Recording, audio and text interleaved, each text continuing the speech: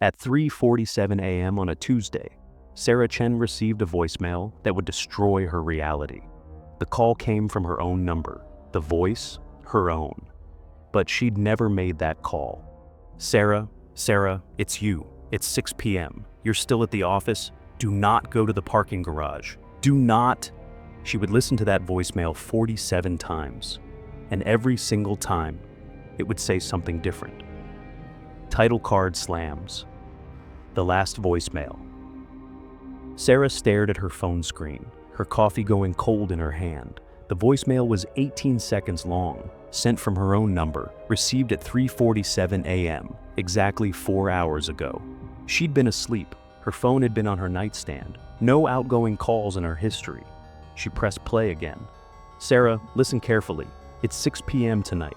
You're the last one in the office. You go to the parking garage, level B2. There's a man. He's wearing your face. Sarah worked at Meridian Capital, a soulless investment firm on the 40th floor of the Obsidian Tower. She was a senior analyst. If she stayed late every Tuesday, she always parked on B2. The details were correct. But it was only 7:47 a.m. She had 10 hours. She called her own number, straight to voicemail. Her outgoing message played, her own voice, normal, professional. You've reached Sarah Chen. Please leave a message. She hung up, checked the voicemail again. The timestamp had changed. It now said, received at 7:46 a.m., 1 minute ago. Her hands shook. She pressed play. You deleted it, didn't you? You shouldn't have done that, Sarah. Now it happens at 11 a.m. instead. The conference room, the presentation, count the people in the room, then count again. Sarah hadn't deleted anything. The first voicemail was still there. She could see it, but when she opened it, different message, different warning. And she had a presentation at 11 a.m. By 10:55 a.m., Sarah had convinced herself it was stress, a hallucination. Maybe someone was pranking her. Deepfake voice technology, spoofed numbers.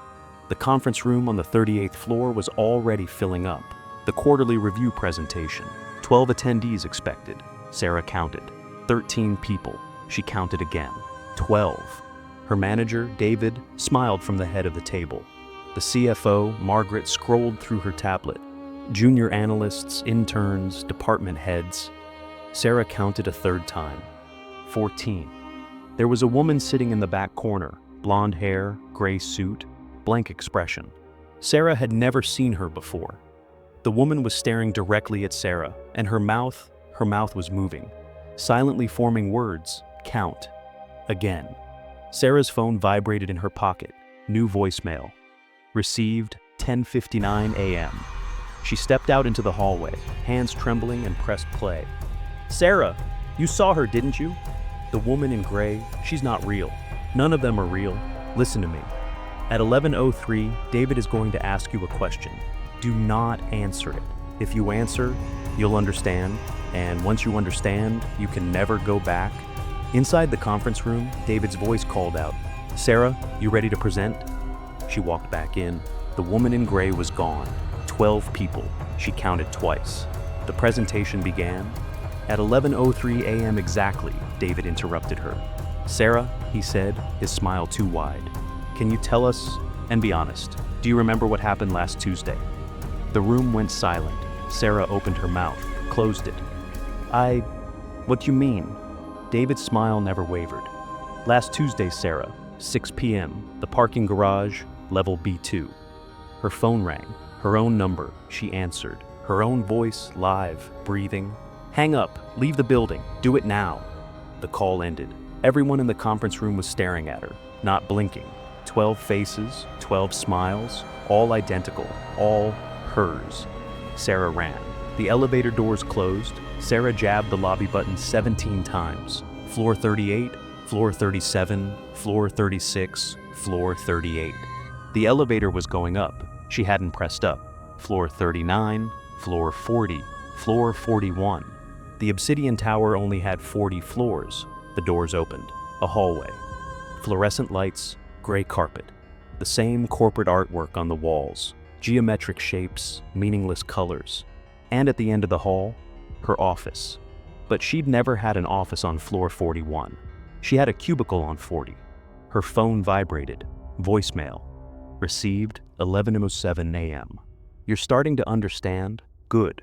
Walk to the office, Sarah, the one at the end of the hall. This is where it all started. This is where you made the call. Sarah walked. Each step felt wrong, too light, too heavy, like walking through water. The office door was open.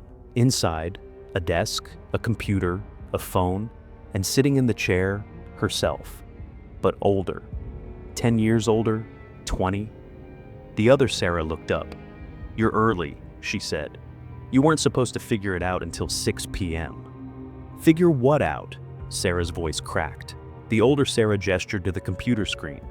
Last Tuesday, you stayed late. You went to B2, you met someone, and he offered you a choice. Sarah's blood turned to ice. I don't remember last Tuesday. Exactly.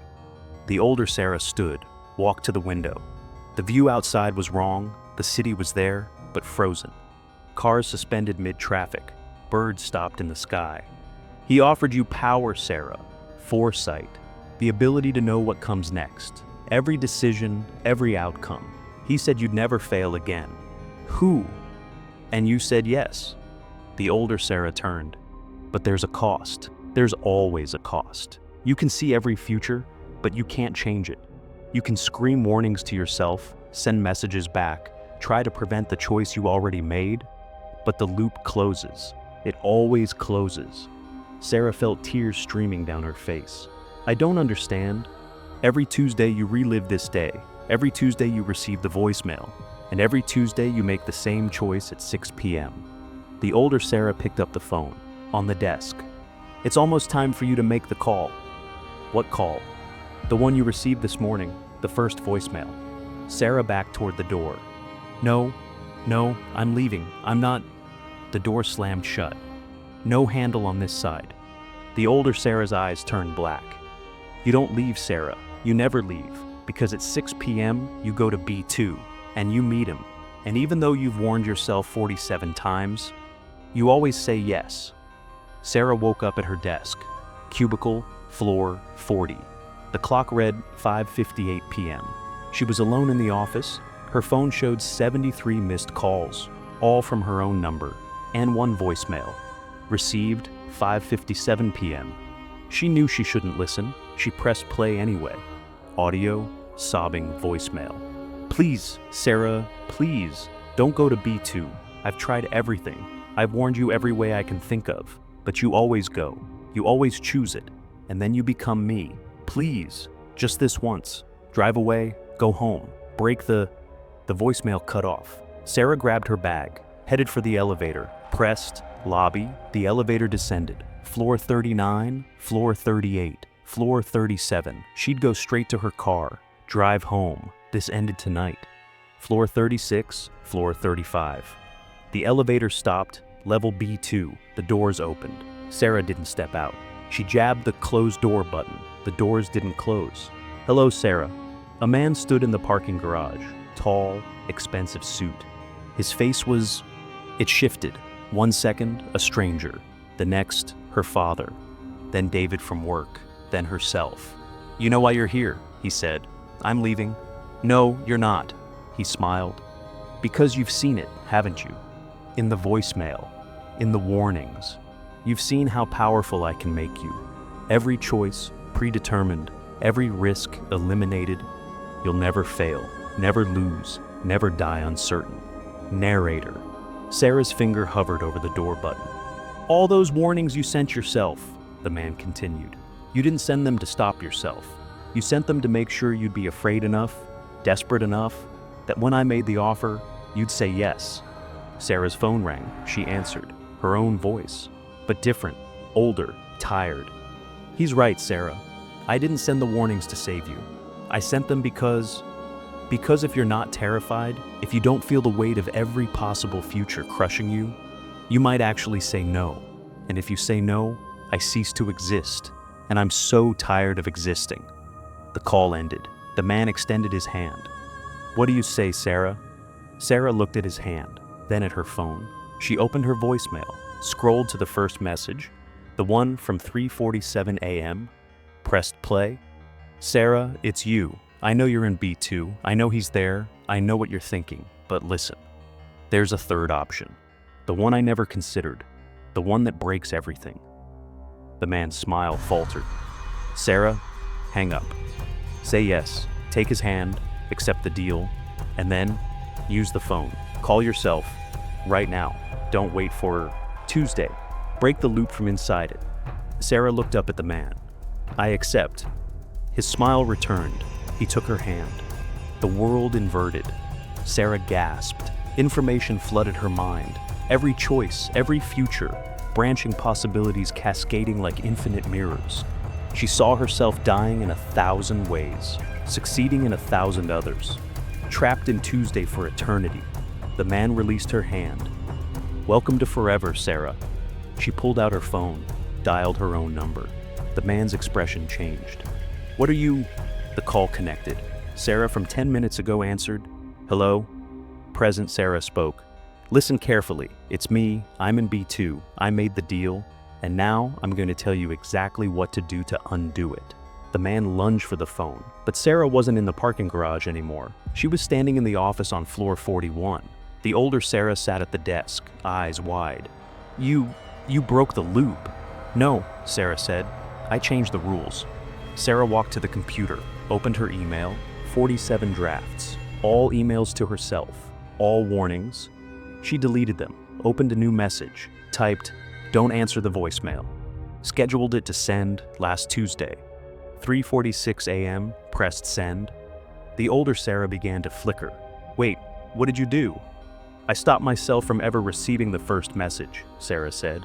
No voicemail, no warnings, no fear, no deal. But if you never received it, you never came to B2, you never... The older Sarah disappeared. The office dissolved. Sarah stood in the elevator. Floor 40, clock 5:45 p.m. She'd never gone to B2. She never met the man. The loop never started. Her phone buzzed. One voicemail. Received 5:45 p.m. She almost deleted it. Almost. She pressed play. Hello, Sarah. You think you broke the loop, but you just started a new one. Every version of you that escapes creates another version that has to try. We're all still here, all still calling. And eventually, you'll get tired of running. You'll want the certainty, the power, and you'll make the deal. They always do.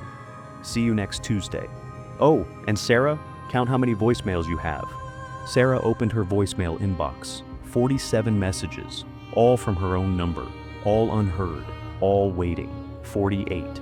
Sarah Chen quit her job the next day, changed her number, moved to a different city, but every Tuesday at 3:47 a.m., her new phone receives a voicemail from a number that doesn't exist, in a voice that's unmistakably hers. She hasn't listened to any of them, but sometimes, late at night, she hovers over the play button because there's a part of her, a small, dark part, that wonders. What if the next message is different? What if the next one tells her how to truly escape? She hasn't pressed play, not yet. But there are 47 unheard messages waiting, and eventually, everyone gets curious. So, here's a question for you. Would you listen to the voicemail? Would you risk it for the chance to know your future? Drop your answer in the comments. I read every single one.